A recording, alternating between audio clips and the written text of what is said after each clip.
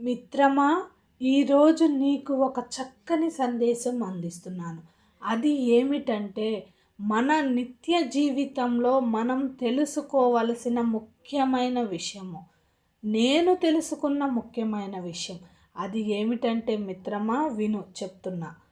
ఎప్పుడైనా ప్రశాంతంగా ఉండాలి. ఎక్కువగా ఆవేశపడకూడదు.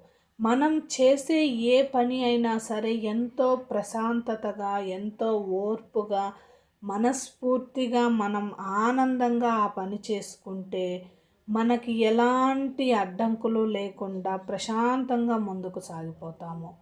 అలాగే నేను ఈ పని చేయాలి, ఇలా బయటకు వెళ్ళాలి అని మనం ఆవేశపడితే మనకి టెన్షన్స్ వచ్చి, ఆ టెన్షన్ వల్ల హెడేక్ రావటము, అలా మనం ఎన్నో అడ్డంకులను ఎదుర్కోవాల్సి వస్తుంది. ప్రశాంతంగా ముందు మన పని మనం